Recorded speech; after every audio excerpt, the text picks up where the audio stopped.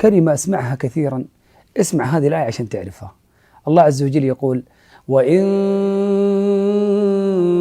تطع أكثر من في الأرض يضلوك عن سبيل الله، أكثر الناس يسلكون بنا أودية الهلاك. من أجل ذلك الله عز وجل يقول في سورة يوسف: وما أكثر الناس ولو حرصت بمؤمنين. وهذا هو الواقع. أكثر أهل الأرض اليوم على غير الإسلام، فالأرض يسكنها اليوم أكثر من 7 مليار، أكثر من 80% منهم غير مسلمين. ولذلك أخبرنا النبي صلى الله عليه وسلم أن نسبة المسلمين إلى الكفار يوم القيامة كالشعرة البيضاء في جلد الثور الأسود، لأن أكثر الناس يضلون عن سبيل الله. وهنا توجيه قرآني مهم يقتلع هذا الإشكال من جذوره، إن كل واحد مسؤول عن نفسه، وأنه كل واحد منا سوف يقف أمام الله عز وجل لوحده. الله جل في علا يقول: ولقد جئتمونا فرادا كما خلقناكم أول مرة. والله عز وجل يقول في مريم: وكلهم آتيه يوم القيامة فردا. الله عز وجل يقول في الأحزاب: يوم تقلب وجوههم في النار يقولون يا ليتنا أطعنا الله وأطعنا الرسولا وقالوا ربنا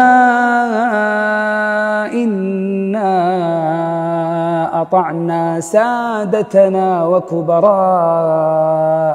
فأضلونا السبيلا ربنا آتهم ضعفين من العذاب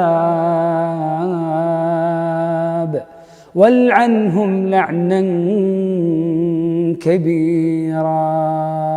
وهنا في بعد لازم ننتبه له، أن الكثرة اللي نراها اليوم لم تستجيب لأمر الله تراها زائفة، لأنها محصورة فقط في أعداد محدودة من الناس. أما هذا الكون العظيم من الذرة المتناهية في الصغر إلى أكبر المجرات، الكل خاضع لله ويسبح بحمده. وإن من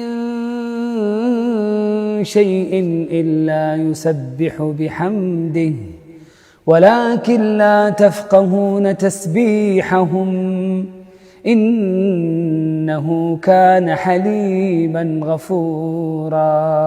مليارات الملائكة هل فيهم عاصي لله جل وعلا واحد؟ لا يعصون الله ما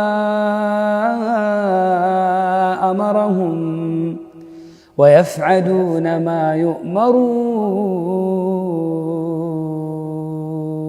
آلاف الملايين من الحيوانات والجمادات تنادي كل مسلم: نحن مستسلمون لأمر الله مثلك، لست وحدك. كل ما نراه وما لا نراه من جبال ومحيطات وأفلاك ونجوم، الكل يسجد لله ولا يعصي لله أمرا.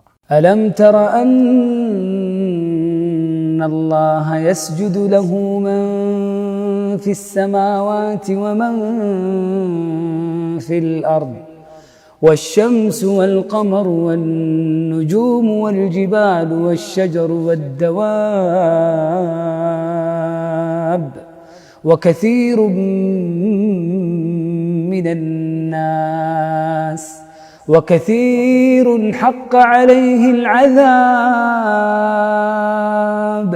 ومن يهن الله فما له من مكرم إن الله يفعل ما يشاء. فالمطيع لله يسير في هذا الموكب المهيب المستسلم لله وبين عينيه. قل لا يستوي الخبيث والطيب ولو أعجبك كثرة الخبيث. لا يستوي الإيمان والكفر ولا الطاعة ولا المعصية، لأن الطيب في الجنة والخبيث في النار. لكن هنا إشكال: ما الحل إذا ضعفت نفوسنا عند كثرة الخبيث؟ الحل تكملة الآية، كمل الآية. قل لا يستوي الخبيث والطيب ولو أعجبك كثرة الخبيث اسمع الآن الحل. فاتقوا الله يا أولي الألباب لعلكم تفلحون. إذن الحل أن نشغل عقولنا، لأن العقل إذا تخلص من الهوى ونظر في العواقب والنتائج لن يختار الخبيث، بل سيختار الطريق الطيب، والله تعالى طيب لا يقبل إلا طيب. ولذلك المشكلة الحقيقية مو إنه أكثر الناس كذا، المشكلة إنه أهواءنا وشهواتنا أحيانا تغلبنا.